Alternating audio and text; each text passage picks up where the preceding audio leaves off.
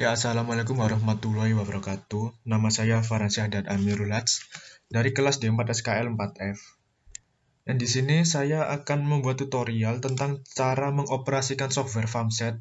Dan di sini yang akan saya operasikan adalah menu untuk mengubah rasio CT, memonitor harmonisa, memonitor fasor arus, setting OCR, dan yang terakhir adalah setting protokol komunikasi IEC 608705103. Di sini kita udah ada instalan dari FAMSET yang sudah saya download di LMS Bapak. Kita buka aplikasi FAMSET ini. Nah, ini adalah tampilan awal ketika baru masuk ke software FAMSET. Jadi pertama-tama yang kita lakukan adalah kita masuk ke open folder. Nah, lalu arahkan ke program FAM VF2 ini. Lalu kita open. Setelah kita open, kita disuruh untuk memasukkan password dan ID password itu adalah 2. Kita klik 2 dan kita apply. Nah, ini adalah tampilan awal dari program FAMSET Tools VF2 itu sendiri. Ada beberapa menu yang banyak ini. Di sini pilihan menu utama adalah di device info. Di sini ada beberapa informasi yang bisa saya edit seperti main location, sub location, name for this device name, device type, dan application mode.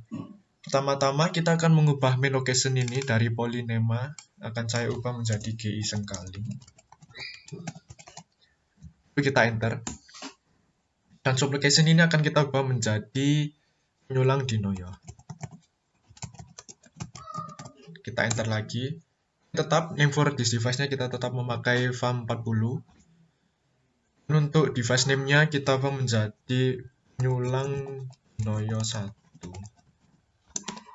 Kita enter, device type tetap kita memakai OCR, dan application mode kita ubah dari motor menjadi feeder.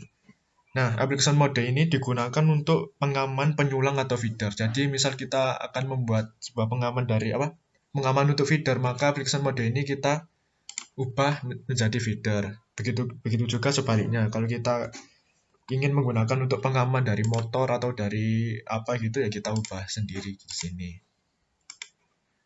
Nah, ketika ini semua sudah diedit, maka poin-poin atau item yang kita edit itu teksnya akan berubah menjadi merah. Yang awal mulanya hitam akan menjadi merah. Itu adalah tanda kalau kita edit.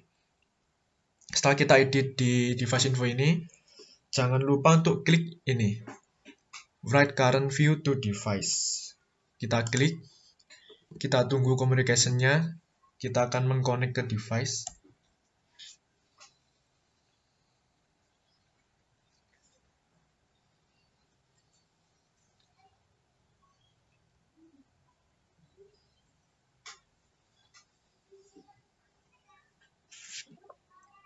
Nah, lalu muncul communication error. Dikarenakan ini software FAMSET kita ini tidak terhubung ke alat FAM40, maka communication error cannot open communication port. Itu yang terjadi, dikarenakan itu tadi. Ini tidak terhubung ke alat simulasi di Polynema itu. Kita oke aja. Nah, intinya kalau kita habis edit-edit semua beberapa info, beberapa menu ini, jangan lupa untuk klik di Write Current View to Device ini untuk mengconnect device ke alat yang sebenarnya. Lalu kita akan ke menu berikutnya, yaitu di sini ada menu measurement. Nah, ini adalah tampilan dari menu measurement. Ada beberapa info di sini. Ini kalau sudah terhubung atau dipasang di penyulang, nanti akan menunjukkan ada arus di sini, ada arus fasa R, fasa S, dan fasa T, dan bisa juga digunakan untuk arus pengukuran. Lalu yang ketiga ada current harmonic. Nah, di sini ada tampilan dari current harmoniknya. Jadi di FAM40 ini juga bisa melakukan pengukuran harmonisa, mulai dari harmonisa THD-nya, yaitu total harmonic distorsinya dalam bentuk persen, maupun individual harmonik untuk masing-masing arus. Ini untuk masing-masing arusnya. Nah, ini kenapa kok nilainya 222? Nah, dikarenakan masih offline. Jadi ketika farmnya sudah dipasang secara real di lapangan, nanti akan berubah menyesuaikan bebannya. Nah, ini dikarenakan masih offline, maka yang keluar hanya ini, masih ada masih barnya masih 222 semua. Nah, lalu kita masuk ke menu fasor diagram.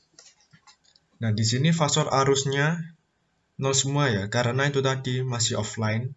Jadi farmnya tidak terhubung dengan software ini. Jadi misalkan farmnya ini dipasang secara real, kalau sudah terpasang, nanti arusnya bisa menyesuaikan.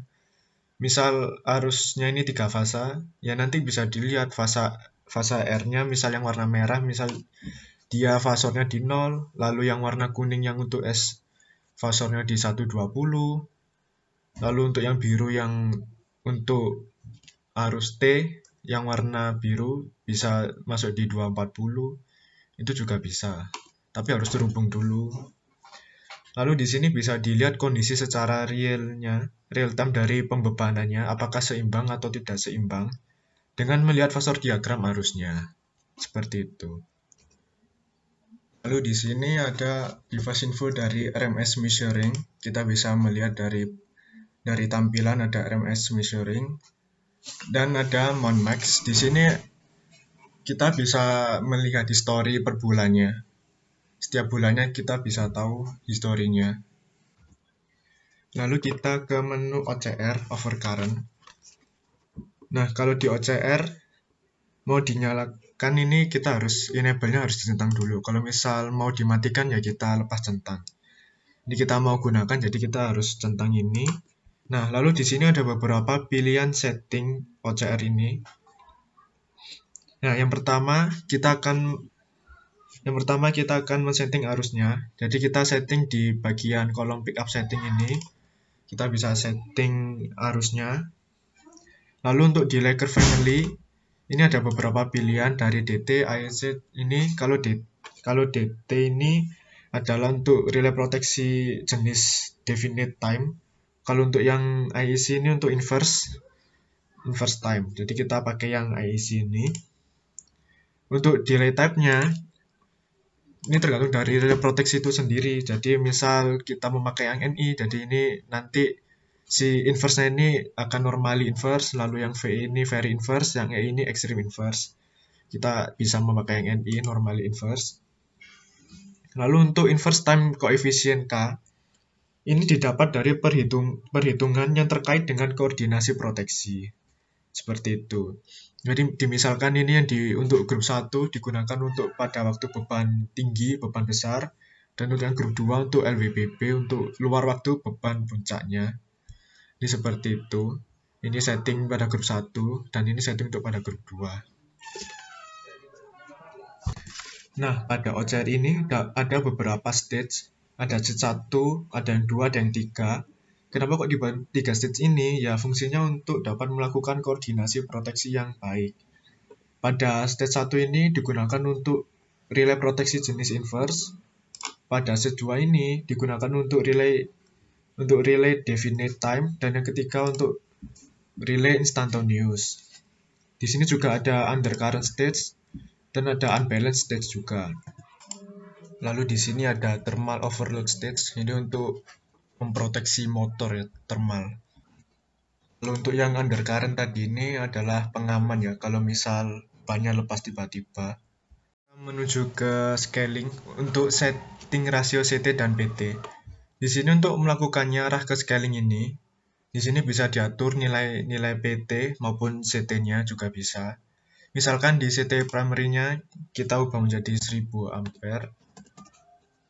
Lalu untuk yang di CT sekundernya kita bisa atur menjadi 100, mungkin bisa 10 atau 5 itu. Lalu kita enter.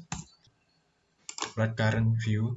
Nah, di sini kan masih belum bisa, kita stop aja karena masih offline.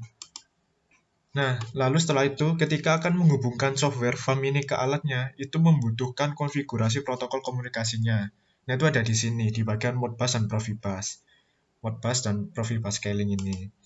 Di sini ada yang ada di IEC 60870 yang main config dan data config. Kita pakai yang data config ini. Nah, di sini nanti kita akan melakukan data konfigurasi, pengalamatannya data di sini. Ini adalah tempat data konfigurasi bagian pengalamannya itu. Dan caranya masih nunggu dari pertemuan minggu-minggu berikutnya. Caranya begitu. Nah, sekian dari saya Pak. Terima kasih atas perhatiannya. Wassalamualaikum warahmatullahi wabarakatuh.